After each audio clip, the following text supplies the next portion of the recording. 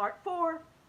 The two women and the small boy stood absolutely still on the grass underneath the tree, gazing up at this extraordinary fruit.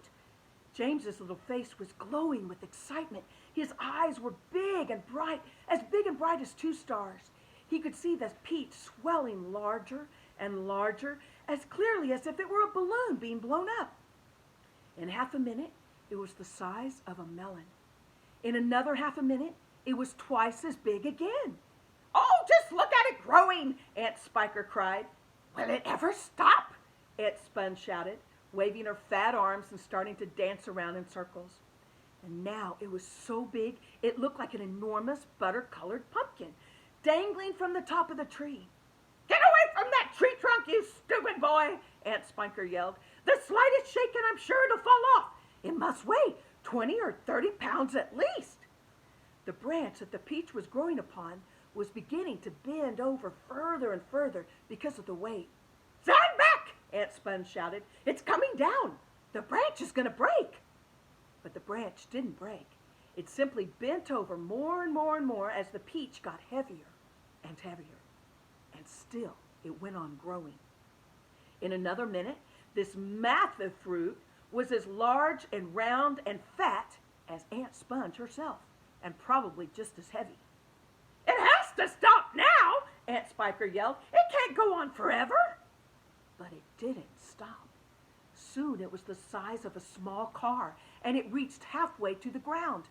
Both aunts were now hopping around and around the tree, clapping their hands and shouting all sorts of silly things in their excitement. "Hallelujah!" Aunt Spiker shouted. "What a peach! What a peach!" "Terrifico!" Aunt Sponge cried out. "Magnifico! Splendifico! And what a meal!" "It's still growing! I know! As for James, he was so spellbound by the whole thing that he could only stand and stare and murmur quietly to himself, "Oh, isn't it beautiful? It's the most beautiful thing I've ever seen." "Oh, shut up, you little twerp!" Aunt Spiker snapped, happening to overhear him. "It's none of your business anyway." That's right, Aunt Sponge declared. "It's got nothing to do with you whatsoever. Just keep out of it." Look, Aunt Spiker shouted. "It's growing faster and ever now. Look, it's speeding up." "I see it, Spiker. I do. Bigger and bigger grew the peach. Bigger and bigger and bigger. Then at last, when it had become nearly as tall as the tree that it was growing on, and as tall and wide, in fact, as a small house, the bottom part of it gently touched the ground, and there it rested.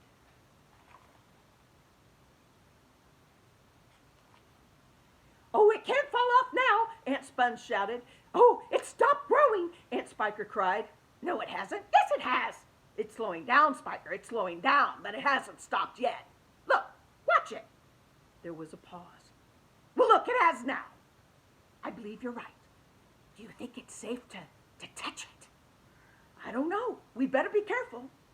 Aunt Sponge and Aunt Spiker began walking slowly around the peach, inspecting it very cautiously from all sides. They were like a couple of hunters who had just shot an elephant and were not quite sure whether it was dead or alive. And the massive round fruit towered above them so high that they looked like little midgets from another world beside it. The skin of the peach was very beautiful, a rich buttery yellow with patches of brilliant pink and red. Aunt Sponge advanced cautiously and touched it with the tip of one finger. "It's ripe!" she cried. "It's just perfect. Now see here, Spiker, why don't we go and get us a shovel right away and dig out a great big hunk of it for you and me to eat?" "No," Aunt Spiker said. "Not yet." "Well, why ever not?" "Because I say so." "Oh, but I can't wait to eat some," Aunt Sponge cried out. She was watering at the mouth now, and a thin trickle of spit was running down on one side of her chin. "My dear Sponge," Aunt Spiker said slowly, winking at her sister and smiling a sly, thin-lipped smile, "there's a pile of money to be made out of this, if only we can handle it right. You wait and see." Chapter 8. The news that a peach almost as big as a house had suddenly appeared in someone's garden spread like wildfire across the countryside. And the next day, a stream of people came scrambling up the steep hill to gaze upon this marvel. Look, there's even a helicopter. Quickly, Aunt Sponge and Aunt Spiker called in carpenters and had them build a strong fence around the peach to save it from the crowd. And at the same time, these two crafty women stationed themselves at the front gate with a large bunch of tickets and started charging everyone for coming in. "Roll up, roll up," Aunt Spiker yelled. "Only 1 shilling to see the giant peach." "Half price for children under 6 weeks old," Aunt Sponge shouted. "One at a time, please. Don't push. Don't push. Hey, you're all going to get in. Hey, you, come back here. You haven't paid." By lunchtime, the whole place was a seething mess of men, women, and children, all pushing and shoving to get a glimpse of this miraculous fruit. Helicopters were landing like wasps all over the hill, and out of them poured swarms of newspaper reporters and cameramen and men from the television companies. "It'll cost you double to bring in a camera," Aunt Spiker shouted. All right, they answered. "We don't care." And the money came rolling into the pockets of the two greedy ants. But while all this excitement was going on outside, poor James was forced to stay locked in his bedroom, peeping through the bars of his window at the crowds below. "That disgusting little brute will only get in everyone's way if we let him wander about," Aunt Spiker had said early that morning. "Oh, please," he had begged. "I haven't met any other children for years and years, and there are going to be lots of them down there for me to play with, and perhaps I could help you with the tickets." "Ah, cut it out," Aunt Sponge had snapped. "Your Aunt Spiker and I are about to become millionaires, and the last thing we want is the likes of you messing things up and getting in the way."